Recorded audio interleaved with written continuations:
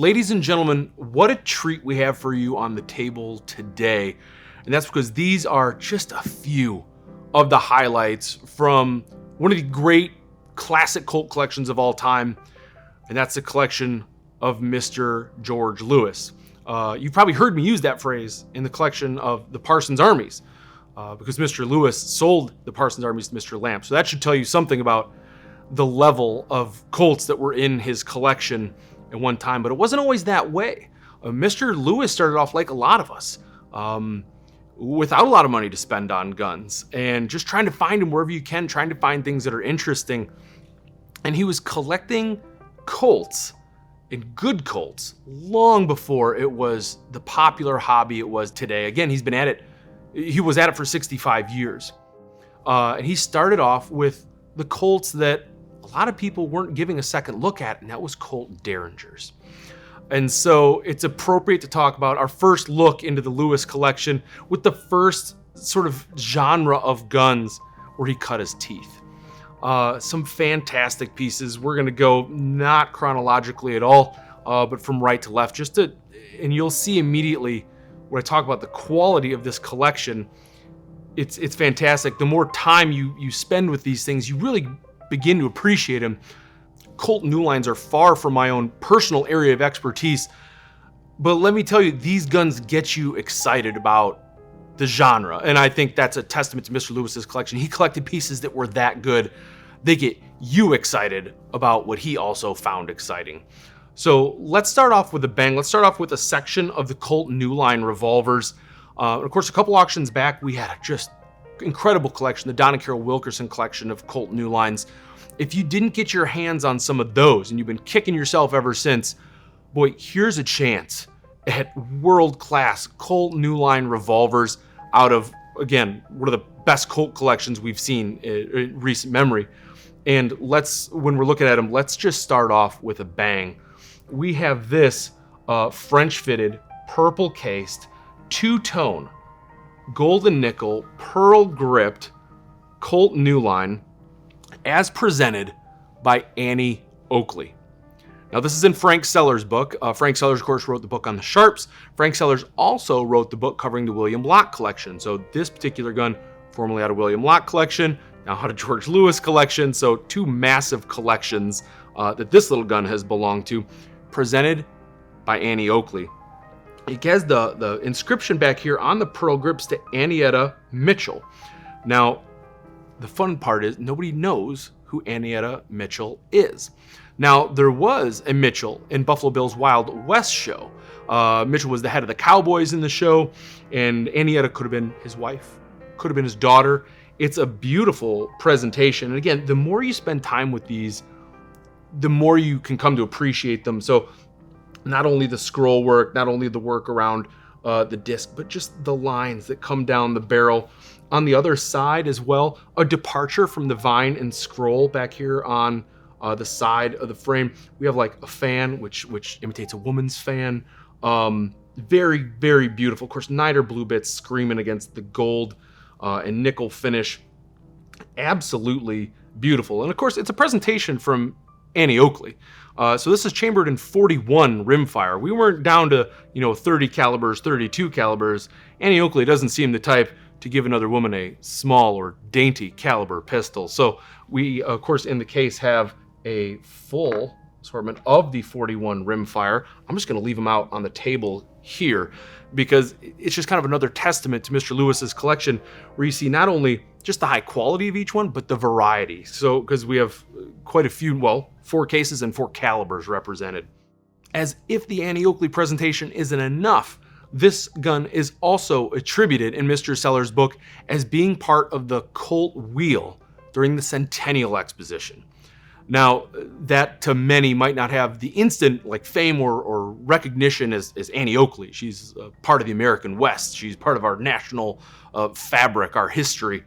But there are very few opportunities to get your hands on one of the Colts that was part of the wheel. And any Colt collector worth their salt would want one. So here we have serial number 5025. It's adjacent to several that are on the Folsom Ledger, 5020, 21, 22, 5026. There's one that could possibly be 5025. It's an old handwritten ledger, very hard to read. It could be 5025, and with ornamentation like this and the pearl grips and the two-tone, and of course the pedigree it has with the collections of the provenance, it's hard to think that this couldn't be one that was on the Colt wheel in the Centennial Expositions. Just a fantastic Colt new line. Next on the list, almost every bit the equal of the Annie Oakley presentation. In fact, it's a presentation in its own right here on the backstrap to an S.J. Dennis. Again, full coverage engraving all the way out to the muzzle, the entire length of the barrel. Now it's only 2¼ inch barrel, but still the entire barrel is covered. The two-tone, the gold, the nickel. Here we have the ivory grips, and they're just, of course, a departure from the pearl, but just this wonderful cream color. The niter blue small bits are just singing, and this is one of the revolvers that, as you spend time with, you begin to appreciate all the more. So, of course, this is a smaller caliber, so we've gone from the 41 to the 32 rimfire. Let's put that on the table as well, so just for comparison's sake. And you notice it's quite a bit shorter than Annie Oakley's in 41, and necessarily so. You don't need quite the space and diameter in the revolver to fit those rounds. So a smaller gun, and it gives you a much smaller canvas to work on if you're a master engraver. And you can see that along the back of the frame here as it traces along its border with the hammer, just how delicate and how wonderful that is, how wonderfully intricate. And you can see it on the other side as well. Now, the engraving on this sticks out. This isn't standard vine and scroll. If I didn't know this was from the 1870s, I would say it's Art Nouveau. I mean, it's that type of vine and scroll work, especially here in front of the cylinder. That's what that vine work evokes. It's a departure from the Germanic scroll work that that early American engraving, of course, is known for. And you can see it on this side as well, and even back here on the frame. A very fascinating piece, and of course, a little hiding of checkerboards here and there, of little what looks to be a pineapple finial sort of back here. The punch work is so fine; it looks almost frosted, and even the little engraving to accommodate the front sight. Just a fantastic piece.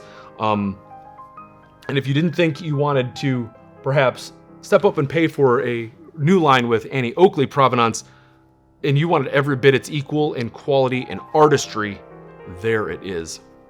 Now, the next Colt new line on the table, when I saw a photography of it, I knew it was one that I would want to show off for me personally. So, selfish reasons, take a look at that and just how clean it is.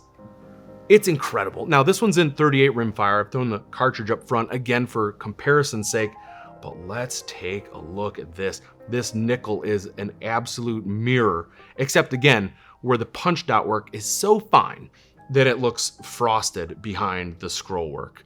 And again, that's just, I think, one of the benefits, despite being probably just painstaking to do, is one of the benefits in the finished product and how just incredible it looks.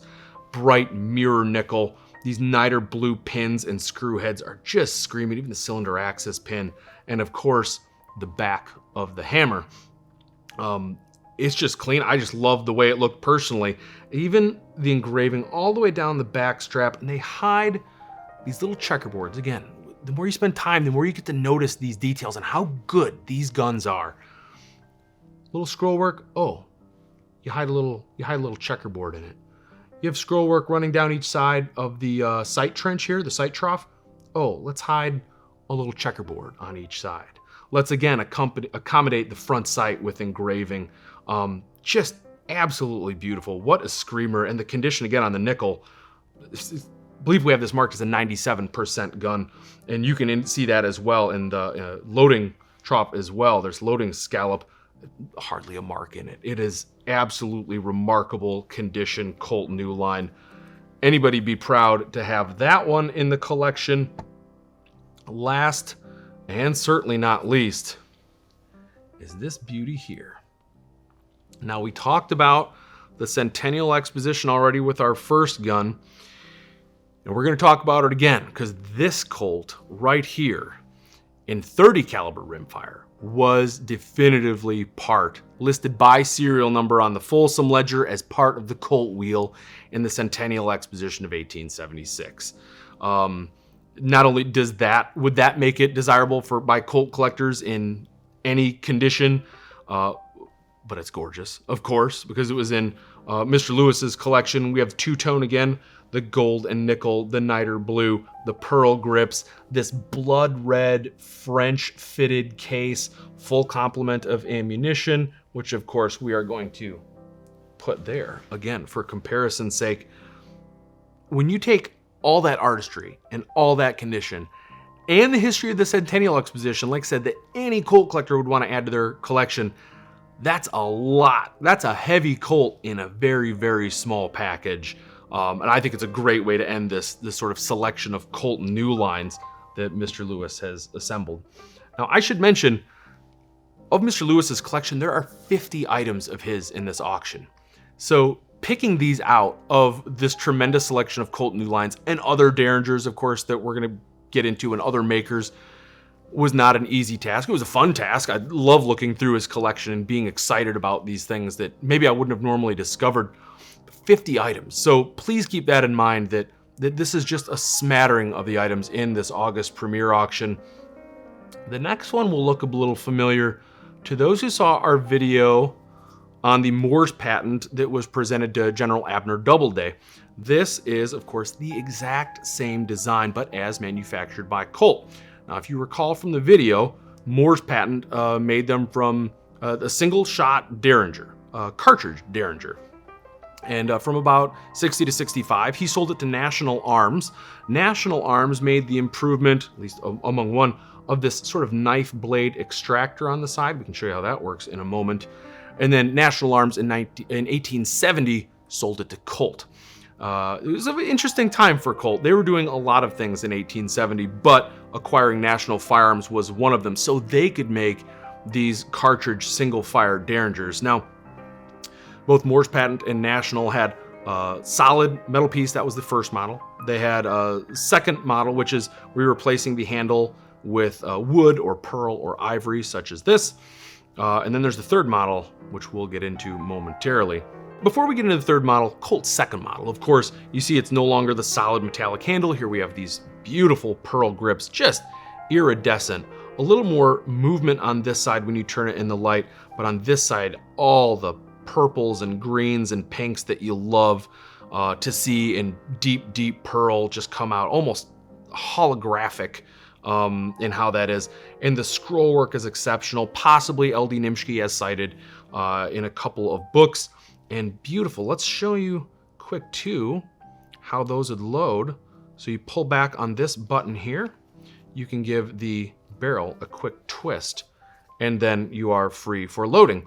Now, the knife edge extractor that National Arms added is actually just this piece right here. It's a fixed piece, it doesn't move, but when you do twist the barrel, it slides underneath the rim of your cartridge and gives you a little, probably enough to get a thumbnail underneath and pull that out.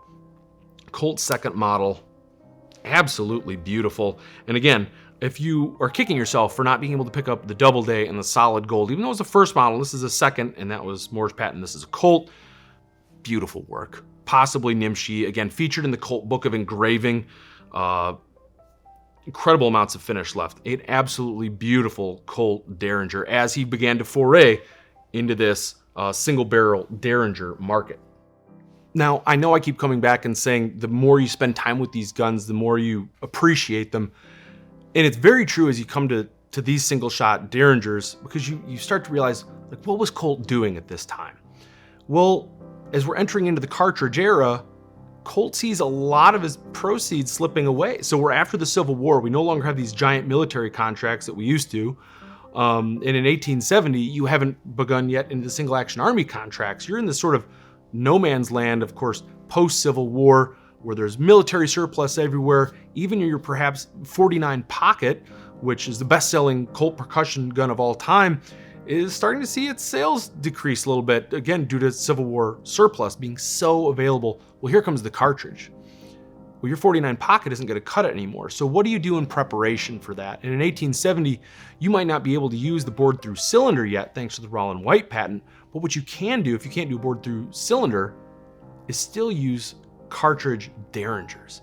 And so all of a sudden, the 1870 purchase of National Arms makes a whole lot of sense, especially because Colt didn't have a single shot derringer, especially in a large cartridge like 41 rimfire.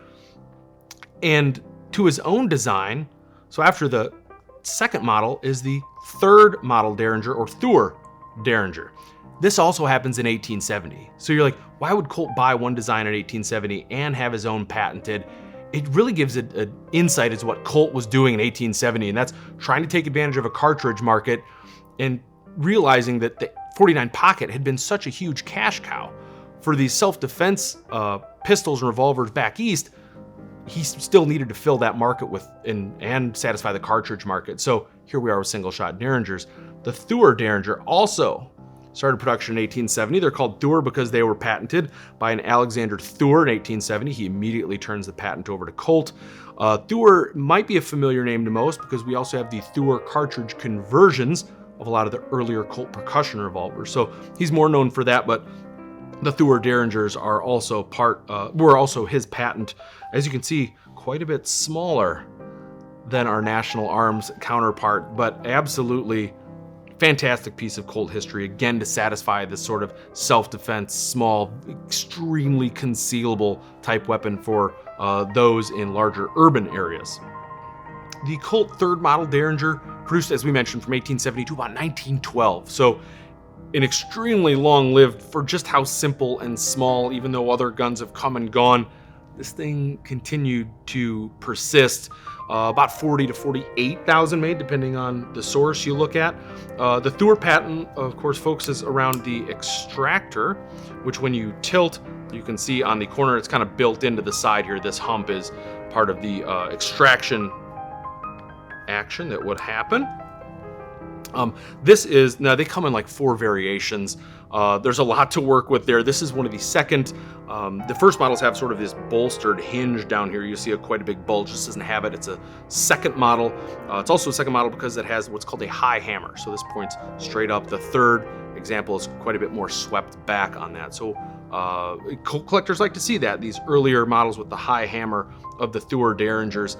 And a great small carry piece. Like you could put this in any pocket you want and walk in about anywhere you'd want, and no, it's never going to print. No one's ever going to see it, and it could be put to work in a hurry, just being a standard single action with a spur trigger. Small enough to conceal, again, a small piece with a tiny canvas, so you can really begin to appreciate when you have punch dots that are small. They better be really small on a third model derringer. This is beautiful with the pearl grips all the way back. This is silver plating on here. With departure from the nickel we looked at. This is an absolutely beautiful third model derringer, and I love our photography on this one as well. It looks like this Colt is ready for a night at the opera. And part of that is in part due to this very, very unique pipe case. Look at how brilliant and bright red and showy that pipe case is. We even get a look inside here. It's very delicate. And look at that stunning blue inside. And when you put this gun with its silver and pearl inside, this is a flashy presentation. I know most of the time they're going to be concealed, but look at that. Look at that. Would have been an impressive gift. I know I won't complain if anybody wants to pick me up a Thur derringer with a pipe case. Of course, the pipe cases, so delicate, so rare. To see them with this vibrant color inside and out is extremely rare. What an absolute treat to have on the table today. And last but not least, another Thur derringer, but not one, of course, but 2. Cased pair, leather wrapped case. And when I say pair, this is a factory pair. 3 serial numbers apart, and identical engraving. These are definitely intended as a factory pair, silver plated. And I know we mentioned you see some other handle materials, pearl, ivory, what have you on various Colt things. These are ebony grips. So there's an unusual twist for you. And of course, this vibrant case interior is absolutely fantastic on a beautiful pair. Like you don't You don't find this level of embellishment on them that often, let alone to find them both together, let alone to find them the factory pair together or in their case. It's just a really, really neat find for Colt Thor Derringers. As we mentioned in the beginning, this is just a smattering of the George Lewis collection that's in the August premiere auction. And I think for someone who was in it for 65 years, who's in the American Society of Arms Collectors, who's 50-year member of the Texas Gun Collectors Association, who's a founding member of the Colt Collectors Association, for Pete's sake, he had exposure to any number of top collectible guns throughout his life. It wasn't as easy at first, but once you get into that scene, it becomes a little easier. And for all the great things he saw, he never got rid of the Derringers. His first love, the first thing he started collecting were the Derringers. He held on to them to the end of his life. And I think that's a testament for how passionate he was about them and how fascinating he found them and how much he valued these items in his collection. It's an absolutely fantastic opportunity to take something from a collection as astute and well curated as Mr. Lewis's and put it in your own in our August premiere firearms auction. You can browse the full listings at rockislandauction.com. I highly encourage you to do so. It'd be even better if you came to our auction and saw them in person August 25th through 27th with the full day preview on August 24th. We hope to see you there.